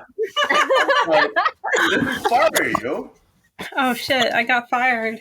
Damn it! Yeah, my bad. Okay, we skipped an order. I'm so sorry. Voodoo Priestess, Oh, number 4. It's fine, bruh. But number 4 came out in 2005. It's one of my favorite horror movies ever. And Bad stuff. Biology? No. Noriko's Did you Dinner. say Bad Biology is your favorite horror movie ever before? I said it's one of my favorite horror movies. Anyway, What is it? Noriko's Dinner Table. Yay. Yay! No, Noriko's Dinner Table. It's completely different. Yay! It was done by... crap, I know this dude is a popular dude. This is my favorite movie in the whole world. It was done by... What's his fucking name again? It's that guy that does movies. Sion Sono or something? Sion Sono? Sure. Something like that. Okay. Yes, but I approve. he's a popular Japanese director. Anyway, it's one of my favorite movies ever. And when I was in high school or junior high or whatever that time was when I saw this movie, it meant a lot to me. So I'm very thankful for its existence. I am... hi, Jim Phoenix. HauntedMTL. Hi. My question is, did you see it in the theater in high school, or is it like a rental for you in high school? It was a rental. You see, back in the day, Netflix has this system where it sends you DVDs in the mail. Oh my God. We got the DVD part. Okay, good. Yeah. That's something. Yeah. I remember those days. Yeah. They still do that, and you can still get like really obscure DVDs sometimes that aren't available for streaming sometimes. Or if you're like out in the country, they'll still do it. like Jim's mom. Maybe. Which is the only time that's appropriate for a punchline. Nah? Shh. You know, Jim's mom. Like, wait, what? No, that's true. Yeah, you're right. Yeah. I know. I mean, they don't have a DVD player yet. But, you know, if Netflix But when is, she does, Betamax. when she gets out of the Betamax space, she'll be the coolest kid on the block. Yeah. She at least moved beyond laser discs. Yeah. That was always like... And Super 8s. Super 8s are dang good. So Voodoo Priestess... You saw this when it first was released, or is this something you said from Netflix? Was this like an older movie for you? So 2006, I would have seen it around the time it got released on DVD. Okay, okay, I'm feeling better. Yeah. So you were at least in high school in 2006. Oh, I don't know. God damn it! Why are you making me do math, bro? What year did you graduate? I don't know. You don't need to say anything. You don't need to say anything. You don't know where you graduated? You don't need to say anything. Let's continue on. How many Cthulhu's? I forget. I would straight up give it a 5 out of 5 because I'm biased. Okay. Okay, that's good. If anything below, if this is your favorite movie, you're like, I give it a 3. I'm like, really? You just said it's your favorite world of the whole wide world. Yeah. It's a 3. Yeah, I would say that she would do that though. Hey, I said that this one meant the most to me. It's like, it's in one of my comfort film lists. You know, that's cool. Yeah. And why? Why? Just give me one reason why. Oh, it was very relatable. Because sushi was killing people in your place? Dead sushi is not Noriko's Dinner Table. It would always be that movie for me. You know that, right? Thank you. I have nothing else to base it on besides sushi dinner table. Well, one day, instead of like slogging through whatever Tom Hanks, although the Burbs is pretty damn good, by the way. Whatever Tom Hanks movie we're going to do for like Captain Jack Gets You High. Oh, that's Billy Joel's song. No, Brad, what was the last movie we saw for Carnage Trois. The vampire. Oh God, it is the gathering. vampire one. Vampire Gathering. Vampire Gathering. Wait, we saw Vampire Gathering? Were you Don't act like it's a thing. It's not a thing. Were you thinking of Paganini? Yeah, Paganini's. Paganini horror. Yeah, Panini horrors. I was completely lied to. I thought it was about cooking show, and it was not. Is Okay. Paganini horror. Now that we got the order correct, Jennifer, what's your fifth movie? Now that I got the order back. My fifth movie is 1917 from 2019. All right, so 1970, which is not the John Belushi 1941 from 1988. No. Is that a Stephen King adapted film? No, that was directed by Sam Mendes. Oh, okay. Is this the war one? Yes, and it was very good, and it really, it came out and then sort of like showcased itself as an atrocities of war kind of movie, right, which it very much is, but it's shot in a very cinematic way that speaks to the horror genre. Is it the one-shot movie? Like it's in one take?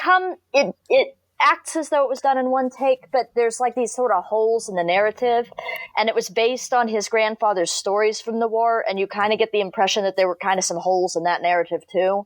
So it flows very much like you imagine his grandfather telling the story and the adventure therein, and all of the horror that went with it.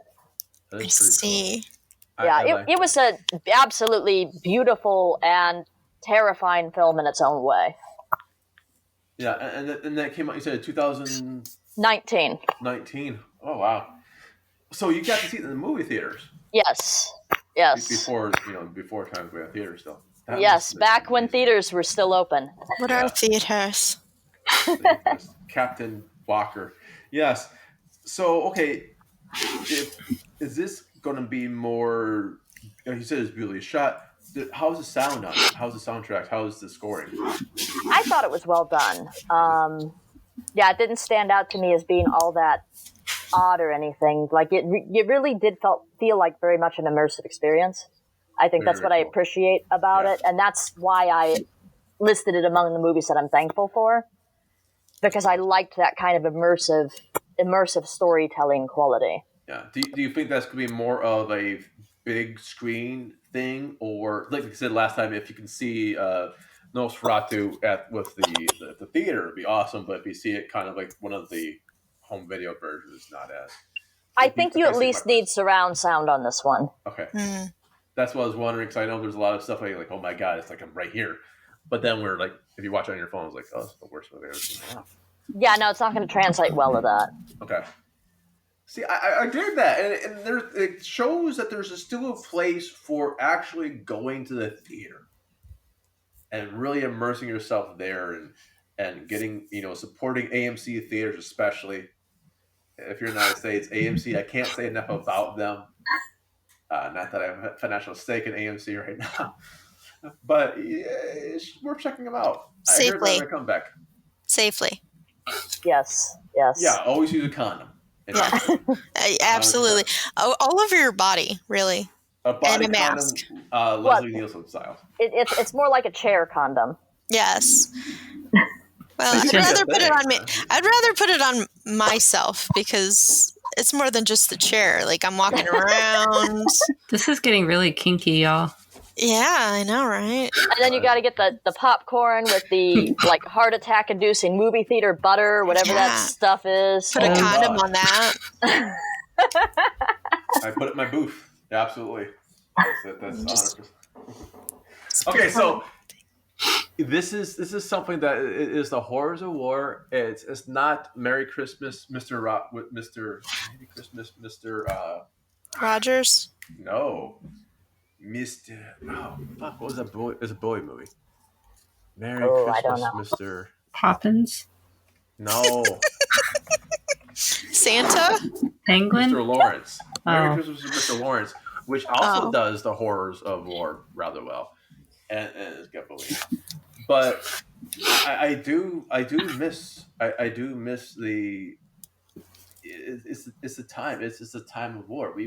We've had people. I'm teaching students right now who've never known anything but war. Even though we've been in it? Because we've been in it. Like I'm saying, the world has always there was no lull of peace. Oh, I see. They were born during major conflicts. Yeah. And it's still kind of ongoing. So I think that's just the type of movie that people need now, just to really put a lens on it. Well, and I think that's the other thing I appreciated about it, because so many war films glorify it. Mm-hmm. Yeah. And this one very much doesn't. I mean, at the end, you just feel like you've gone through this whole futile experience, and you're just like, but why? Mm. And that was also part of what resonated. Yeah, I can appreciate that. And you're giving this one... I'm going to give this one 4.5. 4.5. That's pretty damn good. Now, 4.5 at the theater with big surround sound, or 4.5 straight? I would give it 4.5 at the theater with the surround sound. If you've got a good setup at home, equally probably as good. Otherwise, I'd hold off until you can see it in that context. Yeah. You know, they're running out of films to show. We can't always have Marvel's 15th movie of the year. So, maybe we can. Well, I dig that. And I'm not going to follow that. So, Brannick. I'm getting my order correctly now. Brannick. Yes. What's your 5th movie, and why is it like Space Nazis Must Jaws Die? That was very close. That was very close. Yeah. Yeah. You opened up that can, buddy. Damn. Yep. I hold in my hand the last disc of the DVDs that I had as my list, and I'm looking at it, and it's very beautiful. It's got a lady, she's like screaming, and there's an explosion behind her. Not Mad Max Furiosa. That's not a horror movie. It's not a feminist movie. It is a feminist movie. It's a very feminist movie. But anyway, there's a surfboard and there is a chainsaw coming out of it towards the lady. And on top of this surfboard looks a very muscular, perhaps Nazi. There's no insignia on him, so we must assume that it is. Nazis must die, really? No, it says, I spit on your grave twice. Oh he does have swastikas on his board, so we can safely assume he is a Nazi on his balls and on his board. And it's more like 3 swastikas on your balls. It's actually worn out a little bit. There's a little bit of cracking on the DVD because I have watched it so many times. Oh my god! And he looks very angry, and she looks very scared. And it's the director's cut. Did you not interview the director? I did not. I have not. I thought you did. That was for a different German shark movie. Yes, there was for a different. Fucking one German shark movie? There's more than one Nazi shark movie. Fuck's sakes. That was for Sky Sharks. Sky Sharks, which was actually the director is very kind and generous. He was very nice, and that movie was great. And I've yet to. I did review it on Streamin Demons, and eventually I'll probably review it like written wise, to give it a little more depth, put some more meat on those bones. Yeah. Now that it is out in theaters, well, it was out in theaters in Germany, in its natural home country. As Sky Sharks ought to do. So, Surf Nazis Must Die. Surf Nazis Must Die. It is a 1987 movie. Oh, how did I miss this one? That is 83 minutes of pure magic, starring Gail Neely. And that's really all you need to know, because Gail Neely is the queen of this. She is incredible. She's in all those surfing and Nazi movies. I would love to see her as the protagonist of any Nazi movie where she kicks ass and she takes names and then kills those names, because that's what happens. But it's a wonderful movie.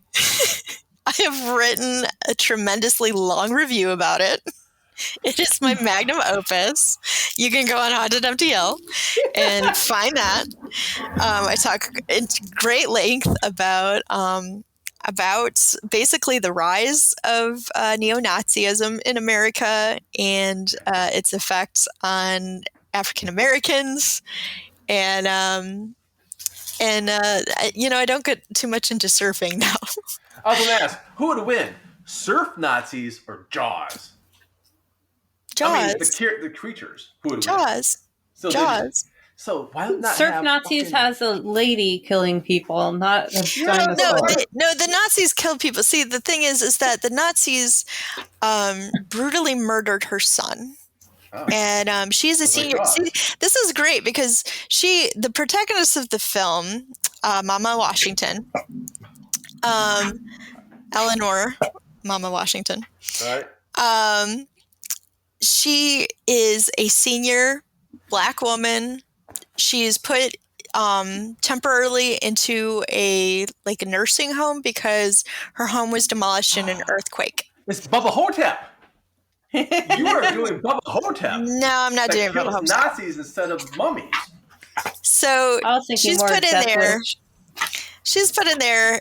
She obviously doesn't do well because she wants to be on her own. She's also a widow. Her husband was in the service. Her son, I believe, is a civil engineer. And they're trying to regroup, after this horrendous earthquake. Well, he is just at the wrong place at the wrong time. And the Nazis basically kill him. They murder him. And she finds out. That's not the plot, bro. I have to beat this out now. Why? It's from 87. You said we could do a little. Oh, fine. Spoil away. Well, I'm just saying that's the lead up. And so then she has to go and seek her revenge. I didn't say how she does it, or when, or who, or what she do. Jim just keeps left. Doing the snappy things and he just left. All right, well, whatever. Anyway, I love this character so much that I commissioned the Stitch Keeper at the Stitch Keeper on Twitter to do a Gail Neely doll dressed as Mama Washington. Oh, and nice. Nice. She's looking at me right now. She's got a gun in her hand. Didn't you post that? I did. Yeah, you did. I remember that. Yeah. Yep, I did. And I still have her. She's just as cute as a button, as always. And she watches over me and protects me from Nazis. Nice. The surfing variety. Yeah. But I enjoy this film. Obviously, it's trauma. It's full of cheese. It's got surfing gangs in it. It's much like The Warriors, but with a Black female protagonist who, again, I just find it just so charming and so great that we have this protagonist that we don't usually get to see in these types of movies. And Gail Neely just pulls it and she just blows it out of the park. And I enjoy it. And there's lots of synthy good music into it. And 20 out of 5 Cthulhu's. Nice. We could just do whatever we want. There. I know. Infinity Cthulhu's. Infinity +1 Cthulhu's. The only thing is that I wish that they would have had more Gail Neely in it. I mean, I could have just watched her all day and just ate it up. But it is such a great movie that I can probably write a dissertation or two about it. Yeah. Only if you draw pictures with it. Oh, I will, and I have in my whole magnum opus. And when I do my dissertation, Jim, will you be my academic advisor? If you can afford me. Where are you again? Mom Spaghetti? If you give me some Mom Spaghetti, I'll actually do it. Yeah. Okay. I will kneel on one knee and offer a Mom Spaghetti and say, will you please be my academic advisor? Which is basically how Eminem got his career. Yeah, I think so. Right? Oh, note to self. Thin Mint creamer and Coca-Cola does not mix. Why the hell would it? Why the hell would it? Maple did? I thought, like, what kind of other creamer could mix with Coca-Cola? What? Coca-Cola is not cocoa. No, right. Well, It's Exactly. I have a C in it. Yeah. Jen is 100% right. I mean, they start with COC, but there's another O in there. There's a main ingredient missing. I mean, yummy. Well, this tastes like ass. Then why are you still drinking it? Oh, Unless you like our- the taste of it. Our sponsor is His ass? Yeah, sponsored by ass. It tastes great, I guess. I had believe it or not, someone actually wanted to date me a long time ago, and What? they were tasting these. Menthos was a thing back then in sprees, right? Sprees. Yeah, there are still sprees. Yeah, she's like, I like oh a good my God. spree. Like the purple one, like, it just tastes like ass. You try it. I'm like, why the fuck do you say it tastes like ass? Why the fuck? A, how do you know? And B, why would you offering it to me now? It's like the whitest kids you know, where it's like the salad that tastes like pussy. And finally the kid tries it. He's like, it doesn't taste like pussy. And the parents are like, see, I knew it. Whose pussy are you tasting? Oh, just like That goes back to those circumstances you always have with your friends. Where like, I think this tastes off. Here, you try it. Yeah. Oh yeah, that's my grandma, 100% all the time. Like, I think this milk is bad. Taste it. Does this rancid, lumpy milk taste bad to you? Does it taste bad to you? I actually once drank an entire bowl of cereal with rancid milk because I poured so much sugar in there, I couldn't really tell You what just was saw wrong. The sugar lumps? Oh These god. lumps are chewy. There wasn't really any lumps in it. The milk itself was just rancid. Oh. Yeah. Well, at least it hadn't curled yet.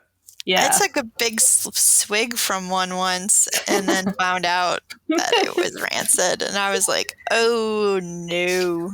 This is It's what on we're the second thankful for. Yeah, this is what we're thankful for. Rancid milk. You can't trust meat products, man. That's what I'm saying. You have to go vegetarian because old fruit, it just gets you high. It don't make you sick. You just get really buzzed from it because that shit ferments and it's all out. Yeah. Trust me, I'm a doctor. Uh, Not that type of doctor, but I played one on TV. the ding ding. I have actually. Yeah. All right, so you did Surf Nazis Must Die with a bazillion points above. Yep. Oh, Yep. I dig it. I started fucking following that. So, Voodoo Priestess, because it is your turn. yes. Go for it. Yes. My final film was done in 2006. Final Fantasy 2. Saw 18. No, I'm trying to guess. Ringu. no. Masashui. Other Ringo. No. Oh, is it something by Ito? Wait, Junji Ito? Yes. No. What? Museum of Terror. Why are you guys so bad at this? I literally wrote it down for you. Oh, you did? I thought that was your fucking dinner. I thought it was No. Parmigiana? Ong Pamana. Oh, I Ong thought that was Pamana. like eggplant parmesan. I don't have my Motherfucker. glasses It's on. not. It's not Shake, Rattle, and Roll. No. I love that series, but Pretty sure Bubba Hotep was your favorite movie. Ong Pamana. 2006. It is a Filipino horror movie, which again has a shit ton of folklore and stuff in it, where basically there is this land that a family has inherited from their dead grandma, and they start messing around in there, like growing pot in a field and just trapezing all over the place without paying any of the respects to the duende or the encanto capre, all those people. Like you do. Like you do. Yeah. Yes. Yeah. Mhm. Yes. because like this is something that got me really into Filipino horror. This is the gateway movie for me. Like, who is it? Shake, Rattle, and Roll. I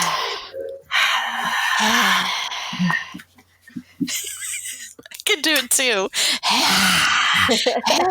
I'm gonna loop this and be my damn ringtone for you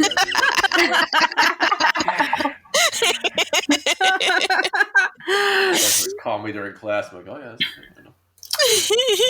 So Shake, Rattle, Roll Filipino horror is like, it's still top tier, and everyone should go watch it. Last time I checked, it was available on Amazon Prime. Shit, that's a real movie, Shake, Rattle, and Roll? Yes! It's a I thought movie. I thought it was like an Elvis thing. No! It's a series of movies. Dude, I got like 12,000 screeners from Shudder to catch up with, okay? I don't have time to watch I hear your whining, yes. New things, I know. I'm old. It takes me a while to watch them. We discussed all this in our Prigidaire Throwdown with the hair of Jesus. Did. You didn't listen to our Prigidaire? Which one was that again? Hair of Jesus. No. Anyway, we're on Throwdown, so if you guys want to check us Just because our boss doesn't listen to us doesn't mean you don't. Doesn't mean you shouldn't. So you stop making them. Actually, we made some. We just haven't edited it. Yeah. Mm-hmm. So anyway, Ang Pamana is about them going back to this old home and kind of not really paying any attention to the superstitions and stuff that happened there, and they pay the price for that. I believe the ultimate price. Yeah, they have like so many. Like they do have the duende, and I remember the whole learning about the tapi tapi pole thing. Then they have the kapra in the tree that gives warning about the manananggal. And it's just something that I really love watching and enjoying. It's just such a fun movie. It's from Ang Pamanama. Didn't he do Ang Pamana? Ang Pamanama, the Hulk? No, Ang Pamana is Ang Pamana, the Inheritance. That's the movie's name. Mm. Oh, I was thinking of Ang Lee. Never mind. Yeah, you were thinking of Ang Lee. Yeah. Yeah. So his name's the Inheritance? Ang Lee's names translate to the Inheritance? The director is Romeo Candido. So, fuck off. Candido. Okay. So this got you into Filipino horror. Didn't we watch it? No, I might have asked you a question about Filipino horror. No, I asked you a question about Thailand horror, right? Yes. And you're like, dude, how the fuck am I supposed to know? I'm like, I don't know. You're like our Asian horror correspondent. Oh, yeah. You're wondering about, I think it was Korean horror. You were wondering if they all ended so depressingly. Yes. I thought it was Thai because they ended it happily. Oh. It might have been Korean as well because it's like, yeah, it was fucked up, man. They end pretty depressing. Yeah. Usually. Have you ever seen Tale of Two Sisters? I love that movie. Oh, yes. It's depressing. Yeah. Did it have like 100 candles you had to blow out first? No, that's just... I mean, that's not funny, Jim. Yeah. The maybe Mexican movie, we're not really sure yet. So. Jury's still out. Yeah. Voodoo. Sorry, Jed. These are all like past Streamin Demons. Voodoo reviewed a movie like called 100 Candles. It's like, it might be. She thinks it's Mexican, but it's not. But it's actually. It's like it's a Japanese thing, but it isn't in Japan. I think it's Mexico. I don't remember any of their names. Like, do you remember anything of this movie? It had candles in it. Yeah, a lot of candles. It had candles. There's 100 We have candles here. We do. You do. Oh, I should tell a story and blow them out and try to get the ghost. That's what I've been doing. Oh. Okay, so how many Cthulhu's are you going from Voodoo? I told you I loved it, and it was like a deep. Between the two. It's gonna be another 5. Oh my god! You've been hiding all these 5.0 movies on us? Basically, yes. Motherfucker, man. All right. Which is actually great because this allows people, and we do get a lot of fan mail for this. Oddly enough. What? Yeah, We do. For Streamin Demons especially, we do, because we get the people who say, thank you, I was going to watch that movie and I won't. Oh, really? Yeah. Seriously? Yeah. Honestly, guys, like, oh, we're going to watch this movie. And we watched a different movie instead. Or, I didn't know if I should watch this movie, and now we are. Oh. So it happens both ways. If we Is it all from my mom? She listens to it sometimes. Oh, well, has anyone said that they watched the movie while listening to Streamin Demons? Oh. No, but we used to do a Crenage Trois, and I have not released any more of those yet. You should. We've done a shitload of them, Bo. I know. I'm trying to find where we What is left off Bo? on that one. And one of the listeners were like, "It's just you guys talking about a movie I'm not watching." I'm like, "Well, yeah, we 3, 2, 1 it, so we can all watch it together." We can watch it together. Yeah, and then some people have done that. I believe 1 or 2 people have written out that they actually did it. It was kind of fun for them to do. Yay! To watch a movie with us, yeah. Yeah. So it was good. Okay, so all right. Oh shit, am I up? Okay. Yeah, you're the last one, I think. Yeah. The last one. Now, Bring us home. Yeah, bring us home. I know there's a lot of movies I used to show in class. I used to show Dale and Tucker versus Evil in class because it's epic, so good. but I'm not doing that one. Oh. I'm going to show Train to Busan in class this year. That's so good. That one. The movie I am most thankful for. Bathsheba, Search for Evil on the T&E channel. That's right. I'm picking the T&E channel special, part 1 and part 2, Bathsheba, Search for Evil. It's only on T&E. And if you're not in Canada, I can't help you. Google it or something like that. But it is the story behind the Conjuring story with the Perron family. And they get their own area or their own arena to discuss stuff. And it's kind of spearheaded by Andrea Perron, who actually does have House of Lightheart.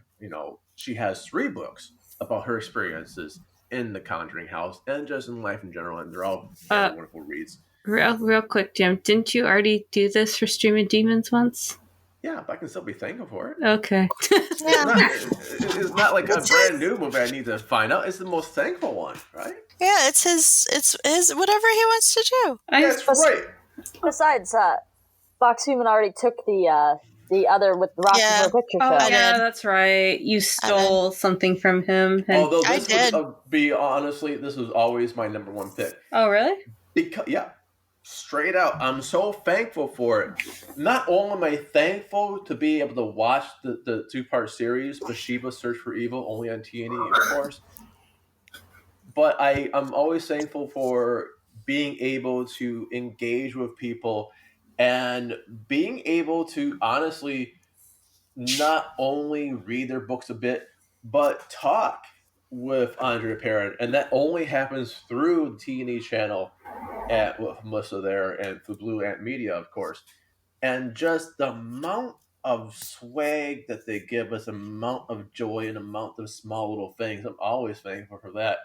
He really is. Yeah. Like he'll show me shit. He'll like say, "Oh my god, look at what I got," and I'm always really super jealous. Look what I have now. I know. The only people that would come close to tying in the horror world right now would probably be Joe Bob and Darcy. But I can't just pick out one of their shows, otherwise it'd be Last Driving Right. But Bathsheba, Search for Evil on T&E. If you got some time, check it out. It's a really good historical dive on what's wrong with the Conjuring movies.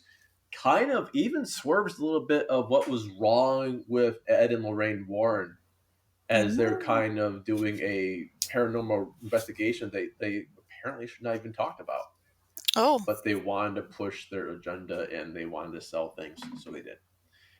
And it is a great little show, and ultimately it's not the Conjuring. You think like, oh my god, it's a scary, scary movie.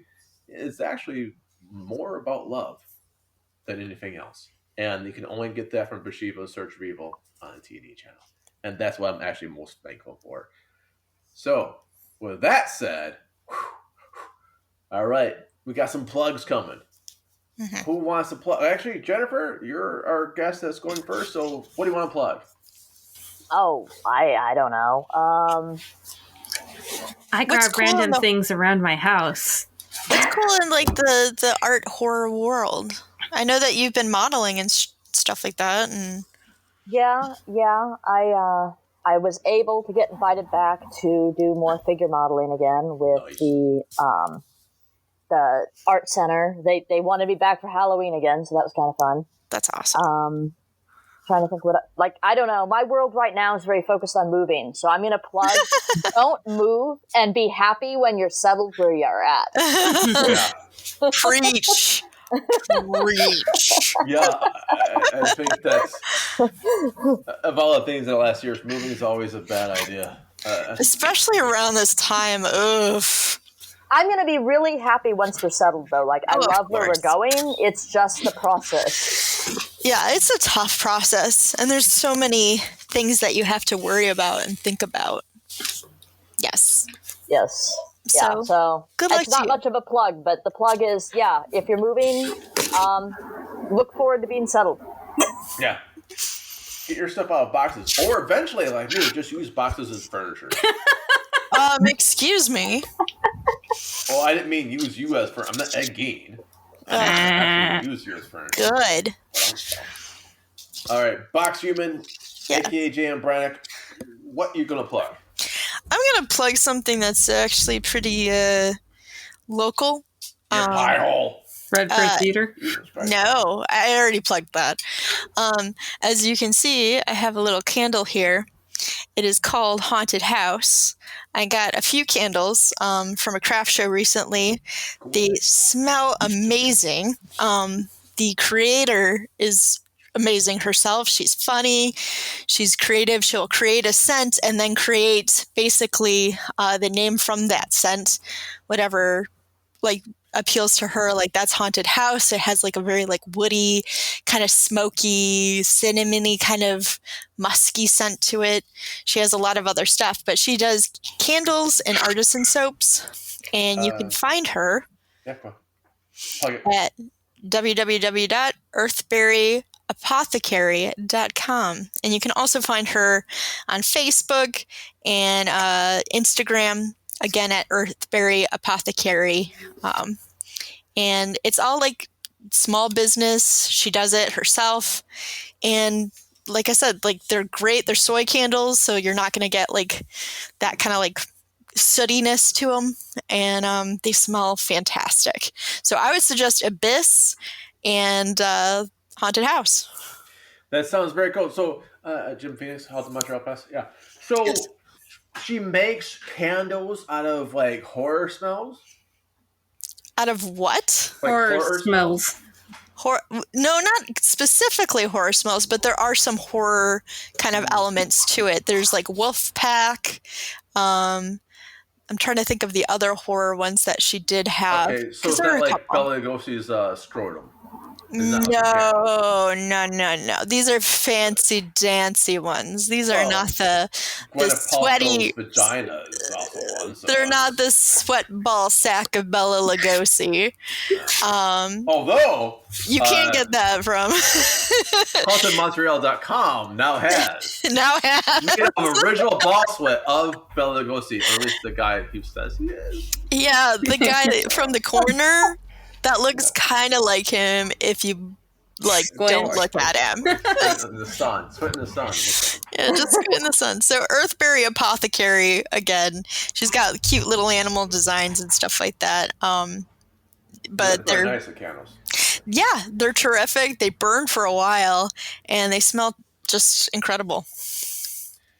That is very cool. And speaking of plugging things that are literally around your room, Voodoo Priestess, which thing you're going to find at your house are you going to plug? Obviously, I'm plugging an art book. The art of horror. Nice. Yeah. Who's it by? Or who brought it together? So it is edited by Stephen Stephen like, I don't know which way you want to pronounce it. Stevens. Jones Yeah. from the Sex Pistols. And forward Stevens. by Neil Gaiman. Oh. So they Nice. do have little bits, like at the beginning of chapters, that like talk about stuff, and sometimes you have little blurbs describing the pictures. There's a lot of movie posters or old novels, and then there's sometimes just nice original little art pieces that are also cute. Oh, Look at that little nice. murder. Look at the little murder pumpkin.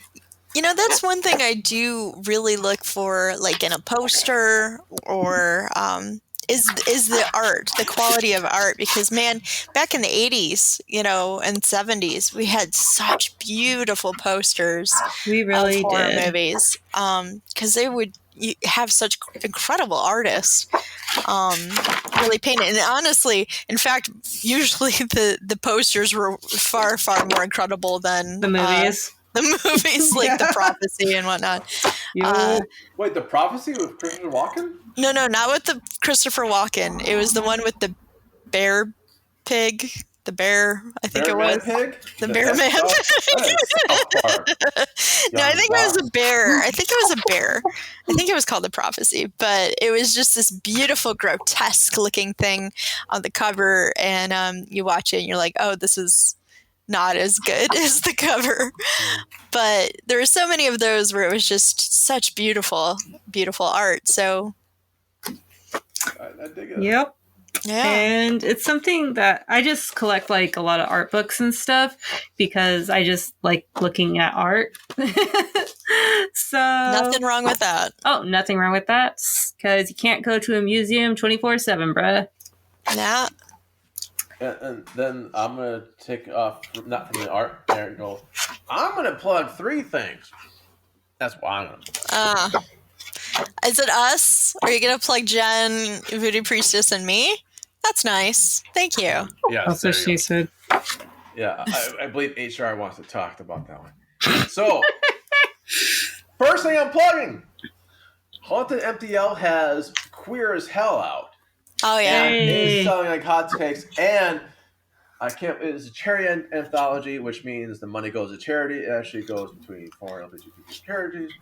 And it is a great collection. Check it out. It's on Amazon. It's other places too, but Amazon owns the world, so just go from there, take it from there. It's kind of touching. And then we have a new one coming out somewhere in New Year's. It's going to be called Hell is for Children, and that's for the Lumos Project, and that's coming to a Amazon delivery guy near you, if he gets a pee break or not. Where the money goes to the Lumos Project, of course, and that's going to help children. And What stuff is like that project? What do they do? Oh, imagine kids that don't have families and they're kind of abused, or they're kind of left, or they're just kind of like discarded. Not everyone's, fortunate enough for even halfway houses. Not everyone's fortunate enough for like being adopted. Not everyone's fortunate enough to even be in foster care. And I know a lot of things are like, well, a lot of horror stories from foster care, a lot of horror stories from adoptions and not from halfway houses. But think about that. You're not even fortunate enough for that. And so they help kids who are just, hell is for children, and they're helping make the world a bit brighter, almost. And finally, I am going to plug, even though I can't stand Patreon, they can burn in hell, I am going to plug the Lost Drive-In, which is Darcy the Mail Girl's Patreon. People, you really do not know how much not having, during the pandemic, not having conventions can really affect people. So if you got some extra dough, me, go check out patreon.com/Darcy the Mail Girl. She's restoring all the other Joe Bob Briggs stuff, calling the Lost Drive-In. And it's an amazing, amazing art project. And it's like a passion project, so always check that out. And without any further ado, on behalf of, remember, every time an angel gets its wings, we give money to some food banks. So do spam the shit out of those people. Spam the shit out of this episode. I don't care if it's just one dude pressing reset. Go for it. Break me, bitches. I dare you. If 2019 can't break me, You motherfuckers can't either. Or I'll use reverse psychology. You can't do it, I bet. I bet you can't. I bet you're a weenie and you're just gonna just walk away. Yeah, what kind of other charity drive? You don't even have to donate to the charity. I will donate for you. All you have to do is press play. I bet you can't do that. I bet you can't even do that. Wait, we say at the end of the podcast that they obviously had to press play to listen to. So, I just thank all my special guests, Jennifer and Brannick and Claire, and we'll have Catherine and Kristen and Xavier and everyone else would probably edit on in goals and Voodoo Priestess, the forever co-host, as long as Border Patrol don't put them down. Oh. And remember, if you don't have snakes in the plane, you ain't driving the right airline. Bye, everyone. Bye. Bye. Bye.